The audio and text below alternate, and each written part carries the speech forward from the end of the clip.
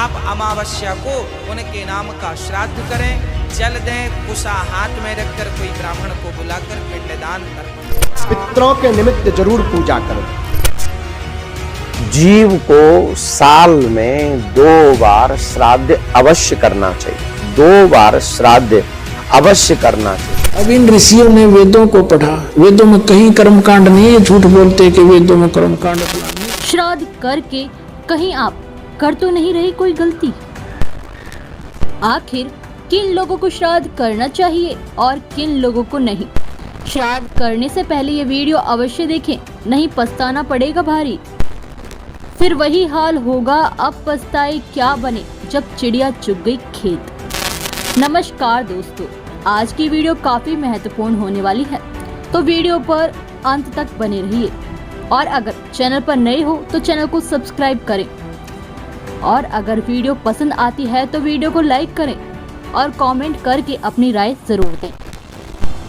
आज की हमारी वीडियो श्राद्ध के ऊपर है, जिसमें हमने 4 महान संतों के विचारों को शामिल किया है, जो कि हमें बताएंगे कि श्राद्ध करना सही है या गलत। तो आइए सबसे पहले जान लेते हैं अनिरुद्धाचार्य जी के विचार। महाराज जी, कृपया करके श्राद्ध पर प्रकाश डालें। पितृपक्ष में जो अमावस्या आती है, इस अमावस्या को आप अपने पूर्वजों के नाम से जो करेंगे, यदि तिथि याद नहीं है किसी को यही पता नहीं कि हमारे पूर्वज किस तारीख को किस तिथि पर मर गए, कोई बात नहीं।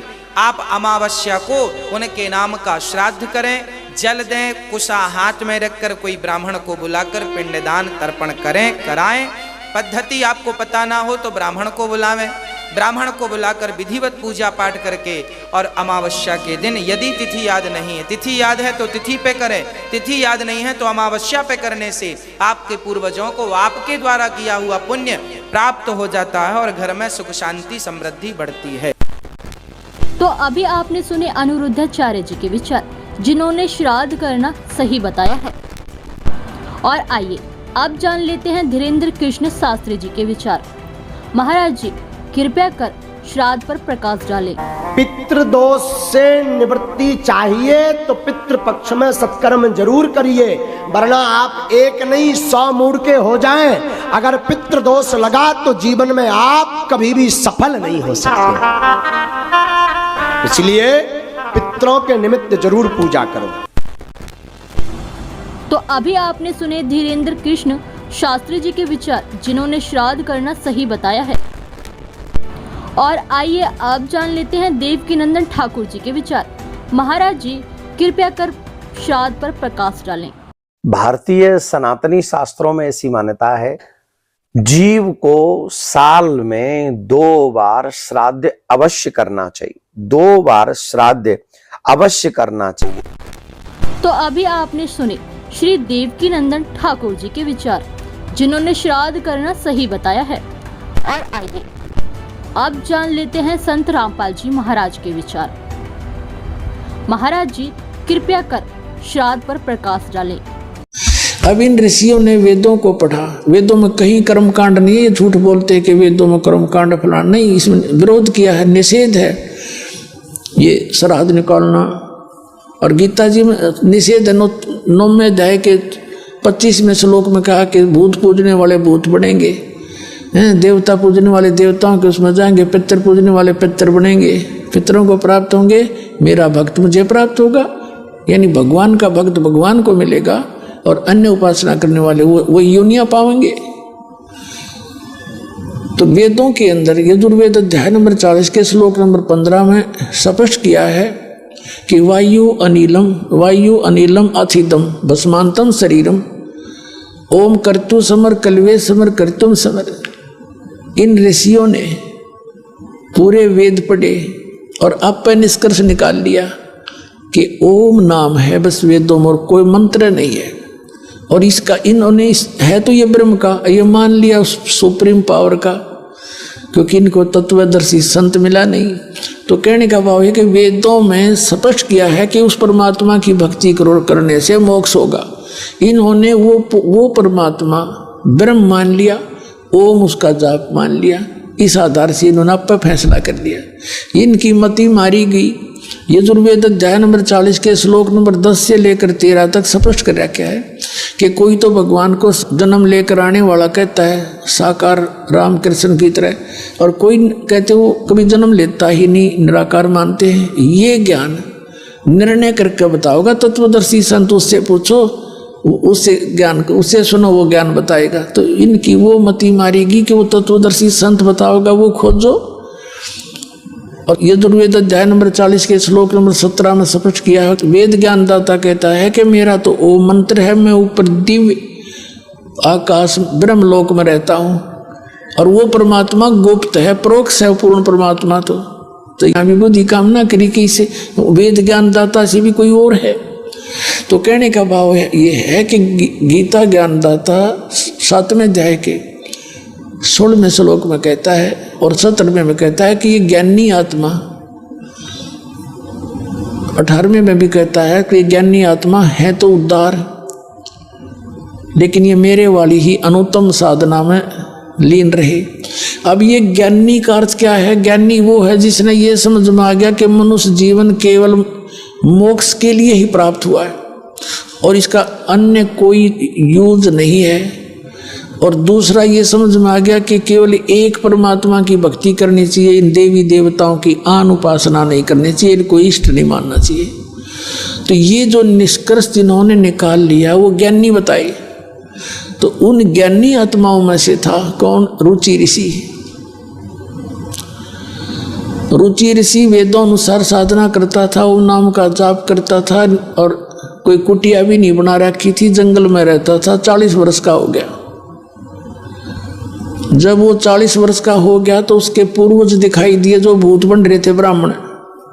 ये कर्म कांड कर करके 4 पीढ़ी के, यानी पिताजी, दादाजी, दादाजी का पिता और फिर चौथा दादाजी, ये आकाश में दिखाई दिए और कहा, बेटा रुचि तूने विवाह क्यों नहीं करवाया?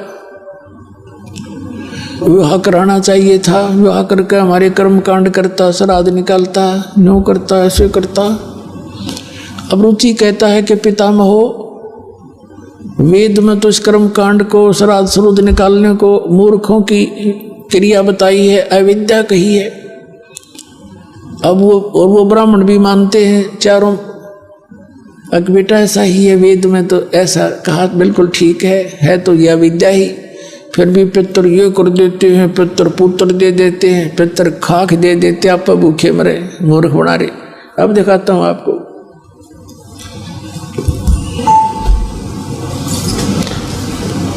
ये एक मार्कंडे पुराण है। पुण्यात्माओं, इस विद्या का लाभ आपको केवल परमात्मा पाने के लिए है। बाकी रोटी रोटी का रोड़ा गना बड्डा ना है। 2-4 रोटी खावा आदमी, सुबह 4 शाम ने खूब गुजारा हो जा।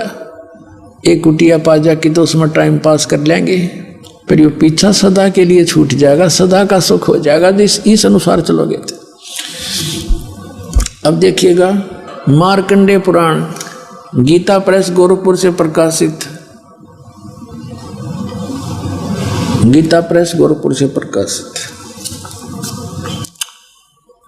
ये मार्कंडे पुराण संक्षिप्त 242 पृष्ठ पे नीचे देखिएगा। रोचे मुनि की उत्पत्ति कथा। मार्कंडे जी कहते हैं, ब्रह्मन पूर्व काल की बात है, प्रजापति रुचि, ममता और अहंकार से रहित इस पृथ्वी पर विचरते थे। उन्हें किसी से भय नहीं था, वे बहुत कम सोते थे। उन्होंने न तो अग्नि की स्थापना की थी और न अपने लिए घर बना रखा था। वे एक बार भोजन करते और बिना आश्रम के ही रहते थे। उन्हें सब प्रकार की आसक्तियों से रहित एवं मुनिवर्ती में रहते देख उनके पितरों ने उनसे कहा। पितर बोले, बेटा विवाह स्वर्ग और अपवर्ग का हेतु होने के कारण एक पुण्यमय कार्य है, उसे तुमने क्यों नहीं किया?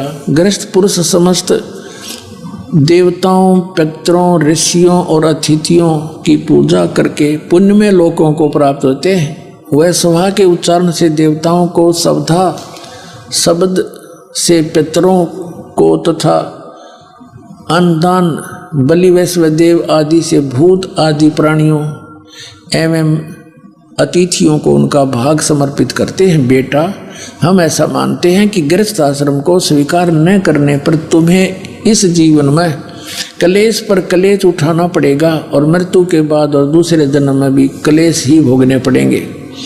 रुचि कहते हैं, पितृगण परिग्रह मात्र ही अत्यंत दुख एवं पाप का कारण होता है। ये ब्याह करवाना तो बड़ा झंझट, आपके शिक्षा दे रहे हो मेरे को, तथा उनसे मनुष्य की अधोगति होती है। यही सोचकर मैंने पहले स्त्री संग्रह नहीं किया। अब यहाँ कहते हैं, पितर बोले, ये देखो चारों भूत दिखाई दे गए बेचारे को, ये चारों भूत बन रहे और ये इसने दिख गया अपने पितर। अब ये क्या कहते हैं, पितर बोले, बेटा जितेंद्रिय होकर आत्मा का प्रक्षालन करना उचित है, किंतु तुम जिस मार्ग पर चल रहे हो तो मोक्ष मार्ग है। देखा कल इनकी फूटे बाग नौका जो साधन कर रहा तू वो तो मोक्ष मार्ग पर जा रहा है, माराड़ा करे नरक मान का। तेरा गजब भैया। पितर बोले, बेटा जितेंद्रिय होकर आत्मा का प्रक्षालन करना उचित है, किंतु तुम जिस मार्ग पर चल रहे हो वो तो मोक्ष मार्ग है, आगे देखना। ये कहता, रुचि ने पूछा, पितरमहो वेद में, जो इन्होंने यहाँ बताया ना सरासरुद निकाल, वेद में रुचि ने पूछा, पितामहो वेद में कर्म मार्ग को, यानी ये भूत सरासरुद निकालन को अविद्या कहा है, फिर क्यों आप लोग मुझे उस मार्ग में लगाते हैं? पितर बोले, ये सत्य है कि कर्म को अविद्या ही कहा गया है, इसमें तनिक भी मिथ्या नहीं है। फिर भी ये तो निश्चित है विद्या की प्राप्ति एंड बैंड करना है, फिर क्या टट्टू रह गया? आप भी माने जो हम बता रहे हैं वो अज्ञान है, और वेद में लिखा है, हम जो बताएं वो ये पितर भी मानते हैं। और रुचि भी कह रहा है कि वेदों में ये अविद्या मूर्खों की साधना बताइए, भूत ये पितर सरासरुद निकालना, ये पिंड भरवाना, और वो खुद भी मान रहे कि बेटा ऐसा ही है तो विद्या ही। फिर भी नौकों पितर यूँ कर देते हैं, पितर ये दे देते हैं, खाक देते थे पितर, और देख इन की अकल नौके हैं तो जिसके मार्ग पर लग रहा है, ये तो तेरा मोक्ष होने का है, नौका माराड़ी कर तू आ श्राद्ध निकाल और भूत बने। हे भगवान, तो पुण्यात्माओं इन सदग्रंथों को भी ना समझा हमारे धर्मगुरुओं ने, इसमें संदेश क्या है? अब पुण्यात्माओं कई भक्त कहते हैं कि जैसे किसी के माता पिता दिखाई दे जा और वो ये कह दे बेटा मेरा ऐसा कर दे, तो क्यों ना करें भाई, हमारे रुक क्या तो ना जाऊँ ना, हमारे लिए बहुत कुछ कर रखा है। पुण्यात्माओं इसका तरीका ये नहीं है जैसा आपकी बालक सोच बैठी है। जैसे किसी का बालक कुएं में गिर गया और वो तो त्राही कर ही रहा, तो उसका इलाज क्या है? आप भी छलांग लगा दे उस समय, क्या की समझदारी दोनों मरे।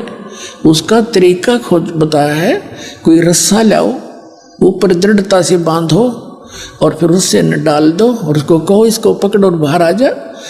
बच्चा और नहीं पकड़न जोगा तो आप उसको पकड़ के उस तक पहुंचो और उसको भी साथ लटका लाओ और फिर बाहर से उसको खींचो।